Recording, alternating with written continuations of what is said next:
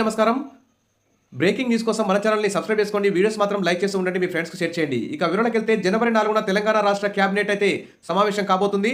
మొదట December 30వ తేదీనే Telangana cabinet సమావేశం అవ్వాల్సి ఉంది. కానీ మాజీ ప్రధానమంత్రి మన్మోహన్ సింగ్ మరణం సందర్భంగా ఈ క్యాబినెట్ సమావేశం జనవరి 4కు వాయిదా వేశారు. దీనికి సంబంధించి పెద్ద ఎజెండాతో ఈ క్యాబినెట్ సమావేశం అయితే కానుంది. వివిధ వర్గాల ప్రజలు ఇటు ఇందిరమ్మ ఇండ్లు, రేషన్ కార్డులు, రైతు భరోసా, రుణమాఫీ, తర్వాత భూమి లేని పేదలకు 12,000 ఆర్థిక సహాయం, మరి ఉద్యోగులు, పెన్షనర్లు, ఉపాధ్యాయులకు కాంట్రాక్ట్ అవుట్సోర్సింగ్, అంగన్వాడీ టీచర్లు, ఆయాలు మరియు ఇతర చిన్న చిన్న ఉద్యోగులకు సంబంధించి ఆర్థికేతర సమస్యలు, పెండింగ్ డిఏలు, పిఆర్సీ కమిషన్ ఏర్పాటు, ఈ విధంగా వివిధ వర్గాల ప్రజలు ఇందిరమ్మ ఇండ్లకు సంబంధించి అయితే చాలామంది ఆశావాహులు అయితే ఎదురు చూస్తున్నారు. ఈ క్యాబినెట్ సమావేశాల్లో ఏ వర్గానికి ఎలాంటి నిర్ణయం క్యాబినెట్ తీసుకుంటుందో, ఎవరికి ప్రయోజనం కలిగిన నిర్ణయాలు తీసుకుంటుందని చెప్పి అందరూ కూడా ఉత్కంఠగా తెలంగాణ ప్రజలు ఎదురు చూస్తున్నారు. ఇక్కడ చూస్తే రేషన్ కార్డులు సహా పలు కీలక అంశాలపై చర్చకు ఛాన్స్.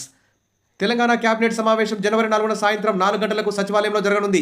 సీఎం రేవంత్ రెడ్డి అధ్యక్షతన జరిగే ఈ క్యాబినెట్ సమావేశంలో రైతు భరోసా, భూమి లేని పేదలకు 12,000 ఆర్థిక సహాయం, కొత్త రేషన్ కార్డులు, ఎస్సీ వర్గీకరణ, స్థానిక సంస్థల్లో బీసీ రిజర్వేషన్లపై డెడికేటెడ్ కమిషన్ నివేదిక, యాదగిరిగుట్ట ఆలయ బోర్డు ఏర్పాటు సహా పలు కీలక అంశాలపై చర్చించే అవకాశం ఉంది.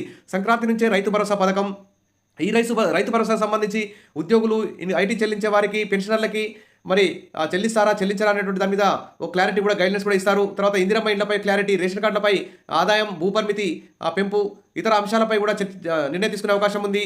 మరి భూమి లేని పేదలకు 12,000 ఇవ్వాలని, మరి ఎలా ఈ భూమి లేని పేదలకు గుర్తించాలనే దాని మీద కూడా క్లారిటీ ఇవ్వనుంది. అదేవిధంగా మరి ఇందిరమ్మ ఇళ్లకు సంబంధించి టోల్ ఫ్రీ నెంబర్లు కూడా వెంటనే విడుదల చేసే విధంగా చర్యలు తీసుకోవాలి. ఇందిరమ్మ ఇళ్లకు సంబంధించి కొత్తగా అప్లై చేసుకోవాలనుకునే వారికి ఎడిట్ ఆప్షన్ తప్పులు సరిదిద్దుకోవడానికి ఎడిట్ ఆప్షన్ పై కూడా మరి క్యాబినెట్ సమావేశంలో నిర్ణయం తీసుకోవాలని ప్రజలందరూ కూడా డిమాండ్ చేస్తున్నారు. మరి రైతు భరోసా పథకం సంక్రాంతి నుంచి అమలు చేస్తామని ప్రభుత్వం ఇటీవల అసెంబ్లీలో ప్రకటించిన నేపథ్యంలో ఎవరికి ఇవ్వాలన్న అంశంతో పాటు కొత్త రేషన్ కార్డుల జారీకి మార్గదర్శకాల ఖరారుపై సమావేశంలో చర్చించి కీలక నిర్ణయాలు తీసుకునే అవకాశం ఉంది. వ్యవసాయ యాంత్రీకరణ, విఆర్ఓ వ్యవస్థ, భూభారతి అమలు వంటి అంశాలపై కూడా చర్చించినట్టుగా సమాచారం.